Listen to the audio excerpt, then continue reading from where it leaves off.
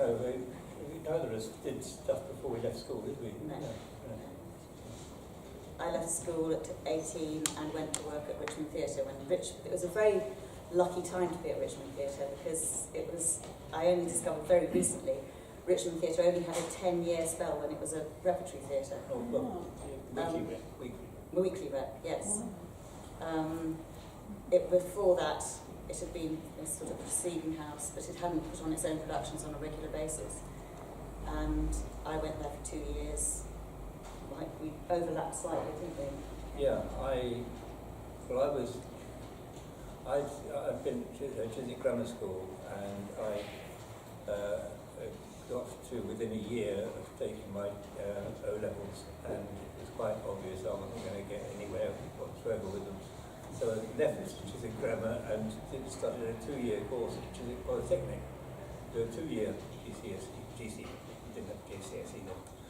And I did the first year of that, and then during the summer I took a job at Richmond Theatre, and then in September went back to the Polytechnic, and after a few weeks I thought, oh, stop this. Went back and said, can I have a job back? Back to the theatre and started it. So it was 10 years later I suddenly decided to go to Rock University, and but I thought that just pitched off out of school and got on with the theatre.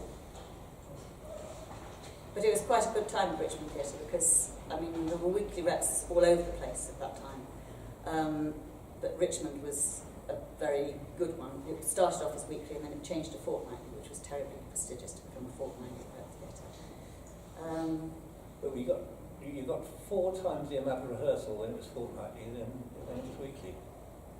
When the rehearsal schedule was Tuesday morning, Wednesday morning, Thursday morning, Friday all day, Saturday morning, then just rehearsal Monday afternoon, and then the show was on.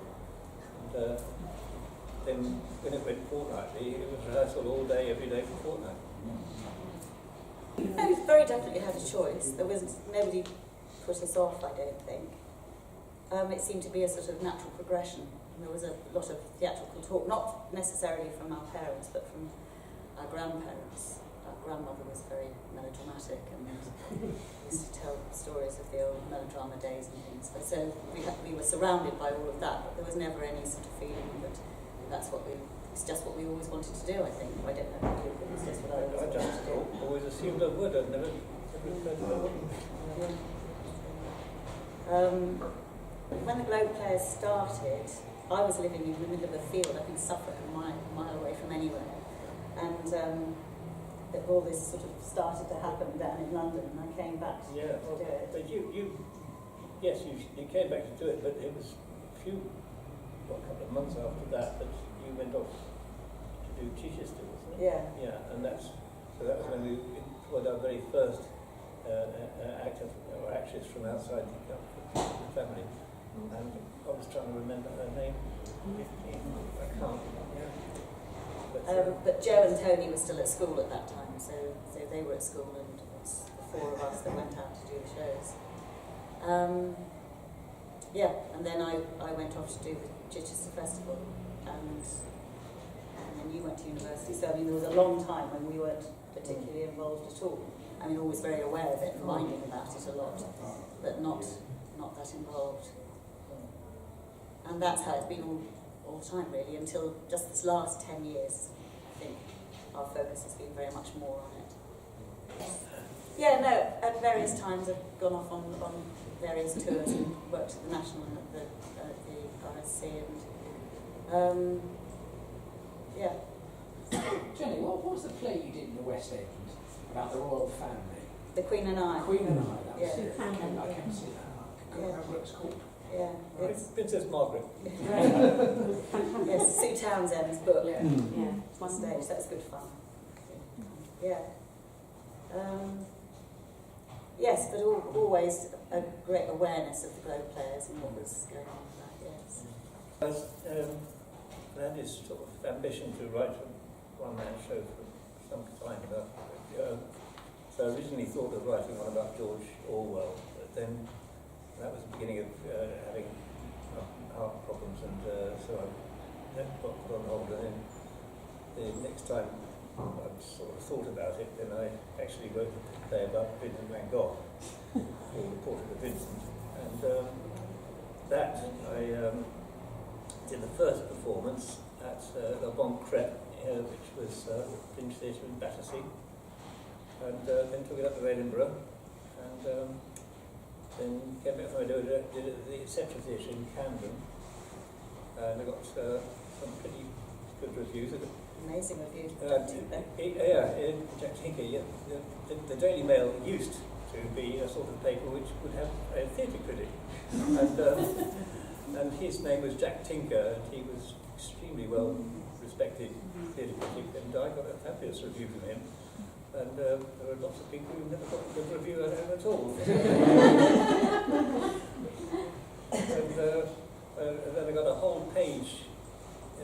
Owen Dudley Edwards wrote a book about the Edinburgh Fringe, and I got a whole page to myself for that as well. And then I wrote another one. That's when I wrote the George Orwell one. And these are Orwell and Van Gogh. It's just these are people who I've been obsessed with all my life anyway. And there wrote another one, The Act of Will, which is Shakespeare retires to Stratford and makes a confession. And then wrote one about Niccolo Machiavelli, and they all had some sort of twist. It was usually, I felt that there was people who got a wrong conception of these people, and I hope that I had to correct. So that's basically.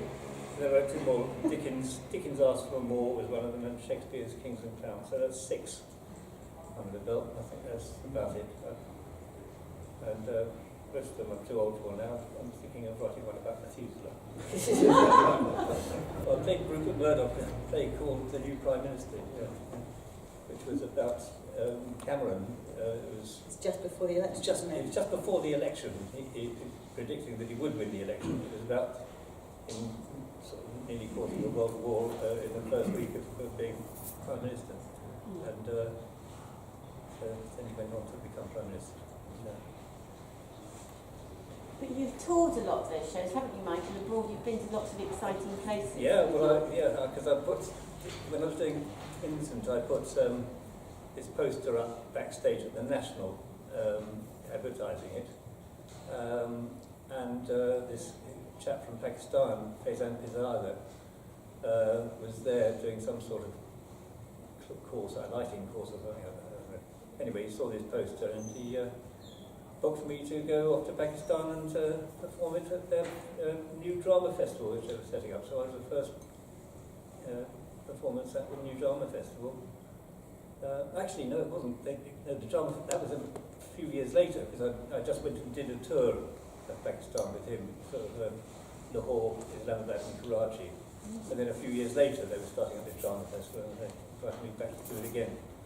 And I went back doing shows, I did most of my shows there at least once, and toured with the British Council all around Pakistan with an actor in Will, the Shakespeare one. And then I went out and did, I hadn't got a new show for them, so I went out with Coralie Banks, known to most of the people here, to do Educating Rita. And, yeah, I've been to Sierra Leone, yeah, and I've been all over. Went to Barcelona. I did my George Orwell play in a bar just a few yards from George Orwell Square in Barcelona. Paris? Yes, Paris, yeah, and Singapore. Yeah, I've taken all over the place. Well, one of my contacts from the British Council, who actually, I met him in Pakistan, and then he moved to Sierra Leone. He booked me for Sierra Leone. Then he moved to Colombia, and so we took plays The Thing to Bogota and did it there. That went down. It's really well done. Yeah.